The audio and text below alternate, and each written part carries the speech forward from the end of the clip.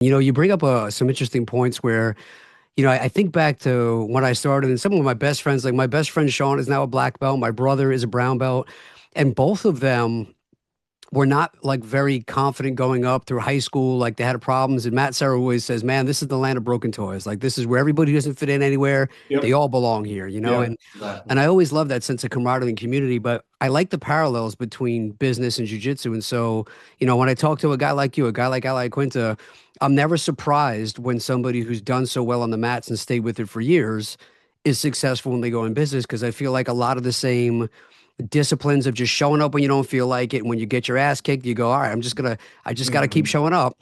And I was reading about how when you were first starting out, you really wanted to have your gym, but you couldn't even afford to put the heat on. You were living off a bowl of rice. You were crying yourself to sleep on the cold mats. Yep. And so, what I always go back to is hope. I feel like a couple of special forces guys came on at one point and they were talking about like a study they do where you drop somebody in the middle of the ocean, you go, I don't know if we're coming back. They're dead Hmm. in minutes, but you go, look, we're going to come back within 24 hours.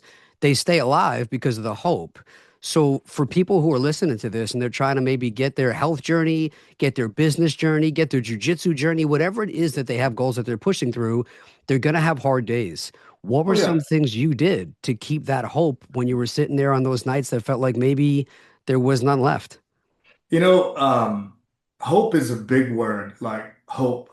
But but it's also, I guess, I don't know, almost a feeling like I hope. But hope isn't enough.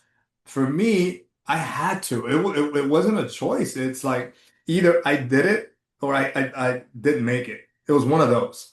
Like, like sometimes you got to give yourself not a choice, right? I didn't have a choice because, you know, I don't know if you read my first book. At 15 years old, I left home. I was living on the streets. I was living in, empty apartments and, robbing gas stations and doing all sorts of crazy stuff. And um, at 19, 20 years old, I decided, hey, you know what? Martial arts has taken me where it is, and I want to do my own thing. And I remember, reaching out to my father, and I was like, hey, this is what I want to do. At first, he was like, are you crazy?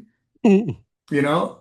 And eventually he got on board, but I didn't want any help from him. I didn't want money. I didn't want resource. I didn't want anything from him, right? And so that's when I knew that I had no choice. Like I literally did construction. I think I saved up $20,000 in 2 years or whatever time it was. And I knew I had to make it work. The $20,000 is all I had, and I had to open up a business. I had to stay afloat. And so more than hope, it was a do or die kind of stuff, right? I just made a post not that long ago. I said, in 10 years, we're going to be 10 years older, right? Why not be a black belt? Why not be a millionaire? Why not be something that you dreamt of instead of wasting those 10 years, 5 years, 20 years, whatever those times it may be? And I think that was the same principle that I used during the initial get up was that in business, it's like, they say, the first thing I heard was people were telling me, yeah, well, all the, 90% of businesses go out in the first year. Another 90% go out in the first 5 years. And I was like, can anybody tell me a positive thing that I'm doing here? I never heard one person say, hey, you're going to do great. I believe in you. You're going to make it. And never, ever. And so I wanted to kind of switch that up. Now that I'm in a position that I am, when people reach out to me, I'm like, you know what? I'll help you. You're going to do the best, man. You're going to make it to the top. You're going to be this. You're going to be that.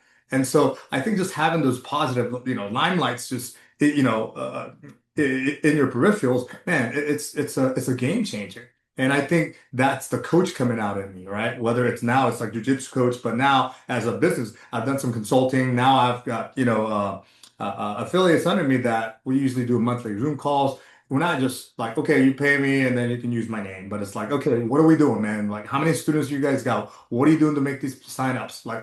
Like I'm really out there trying to help. I want to be a resource, not just somebody that's like, okay, well, you pay me, or I don't want it to just be a transaction.